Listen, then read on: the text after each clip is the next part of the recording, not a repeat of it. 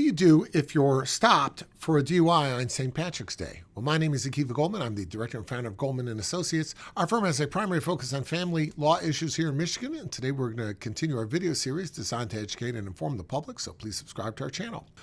You know, family law encompasses a lot of things. We don't say that we handle divorce law because divorce is very narrow. We handle all sorts of things that involve the family. And one of the things that could involve the family is getting stopped for a DUI or drunk driving, particularly as we approach St. Patrick's Day. Well, what are you going to do about that? Especially if it's never happened before. You have to understand one thing, and that is that you don't have to be falling down drunk for a police officer to stop you and make you do field sobriety and all that. So I would say that if you get stopped, you should, of course, cooperate with the police. If you're asked to take a breathalyzer, you have a choice to agree or not to agree. However, I think that in most cases, it's prudent to agree.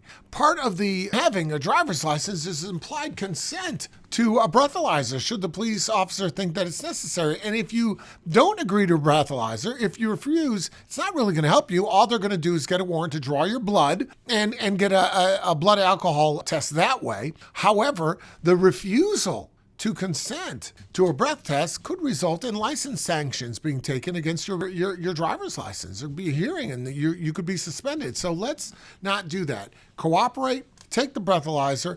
If it turns out that you blow above the legal limit, then you'll be cited with a drunk driving ticket. It's not a traffic ticket in the way that a double parking is. It's actually a criminal offense. This is a misdemeanor, assuming it's your first offense. And because it's a misdemeanor, it means it's jailable. A person can go to jail. Typically for misdemeanors, 93 days. So it's obviously very serious. You don't want to say to yourself, well, you know, I'm sure it's not a big deal. I'll just go to court and pay a fine. That's not what's going to happen. These things involve a lot of time, a lot of effort. They involve, even if the court gives you probation, there's a lot of oversight involved. There may be alcohol classes that they make you attend. They may make you take repeated breathalyzers. You're going to have to be committed to sobriety. You're not going to be able to ingest any alcohol. There's all sorts of things that are involved. So, when you look at this, you could think to yourself, well, I've never had any trouble before. I'm sure it'll be fine.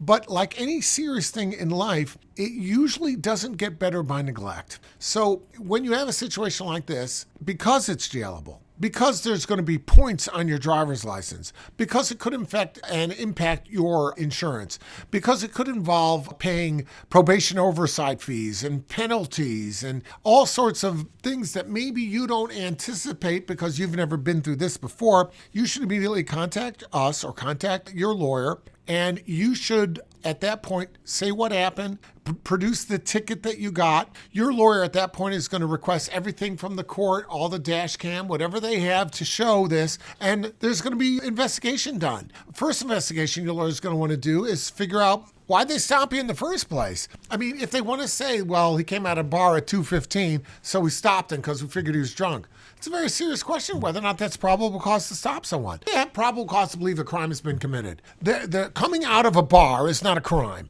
So it's got to be more than that. So your lawyer is going to look at that and he's going to wonder whether or not in doing that analysis, were my client's constitutional rights violated? Did they even have a reason to stop him in the first place? Because if they didn't, then all the breathalyzer and everything that followed from that illegal stop becomes what we call fruits of the poisonous tree. It becomes inadmissible against you, in that case ultimately fails. So it's very important to get all the information to your lawyer right off the bat so that he or she can start assisting you in defending this serious charge. If you have any questions about this, reach out and of course we'll be glad to help you out.